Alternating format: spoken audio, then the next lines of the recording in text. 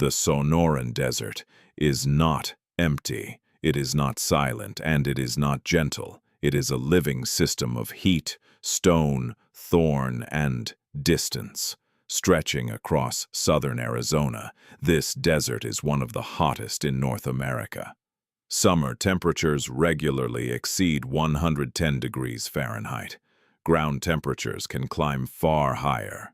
There's almost no natural water, no shelter, no mercy. And in 2019, one experienced Arizona rancher would learn exactly what that means.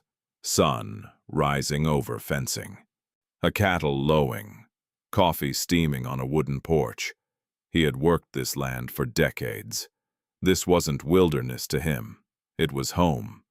Checking cattle was routine, part of daily life, a responsibility. He likely grabbed what he always grabbed: truck keys, hat, maybe a small bottle of water. Not enough for survival. But why would he need survival gear? He wasn't going far. He wasn't hiking into unknown mountains. He was checking livestock. Most survival stories don't begin with risk-taking. They begin with familiarity. And familiarity breeds one fatal assumption. I'll be right back. Late morning. The desert heat begins rising fast. Perhaps a fence line needed check-in. Perhaps cattle had wandered farther than expected. Perhaps the terrain forced him to continue on foot. At some point, direction became uncertain. In desert terrain, especially under high sun, depth perception changes. The light flattens the landscape. Landmarks blur. Everything looks the same. You think you're heading southwest.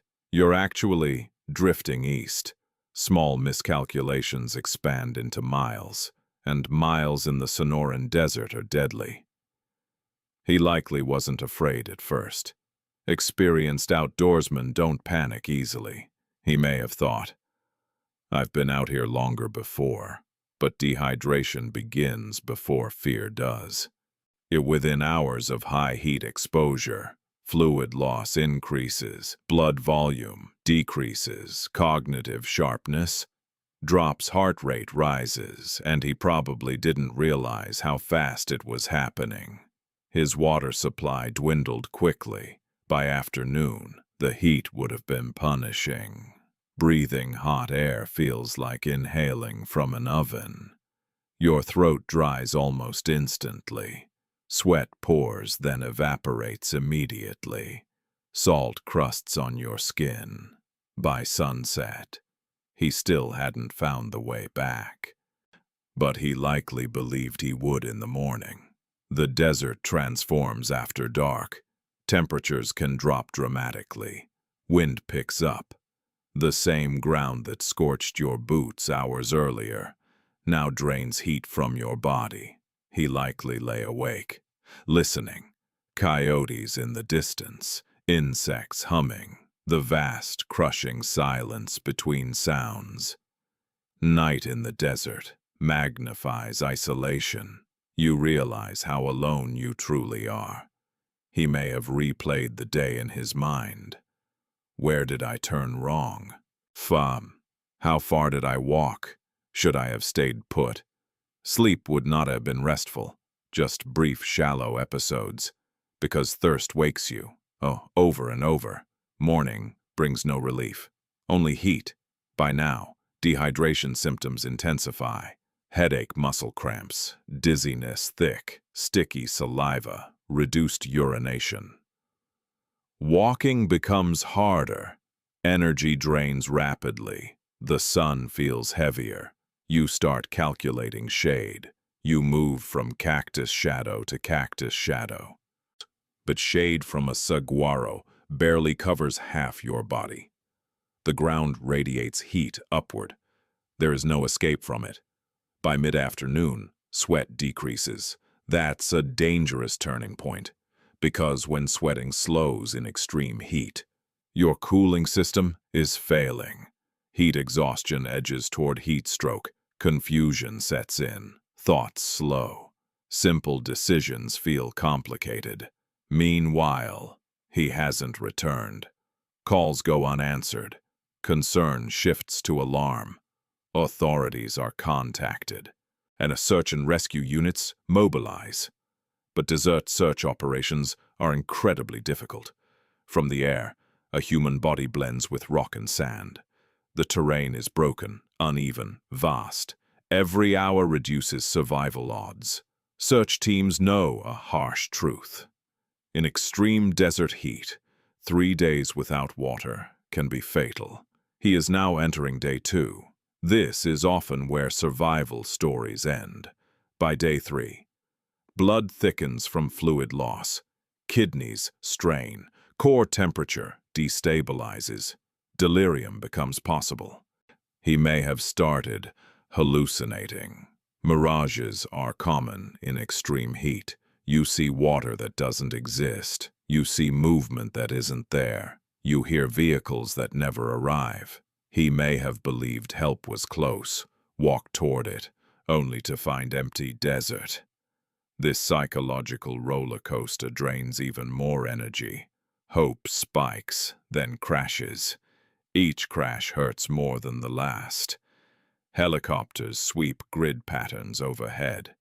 Search crews scan with binoculars. But a dehydrated man lying near brush is almost invisible from the air. The desert hides what it chooses, and sometimes it hides well. At one point, a helicopter may have passed within sight, but if you can't stand, if you can't wave strongly, if you can't signal, you remain unseen. Imagine hearing rotor blades, trying to rise and failing. That moment alone can break a person. By day 4, the body prioritizes survival. Movement slows dramatically. He likely conserved energy. When staying near limited shade, talking to himself, praying, replaying memories. Severe dehydration causes rapid heartbeat, low blood pressure, weak pulse, disorientation, possible loss of consciousness. His skin would have been severely sunburned, lips cracked and bleeding, eyes sensitive to light. At this stage, even standing requires effort. The desert becomes quieter, not because it changes, but because your perception narrows. You focus only on the next breath, the next minute, the next patch of shade. 5 days, in that heat, with minimal water. This is where biology meets willpower. He was likely barely responsive, possibly drifting in and out of awareness. Rescue teams expand the search perimeter. Ground teams move through rough brush.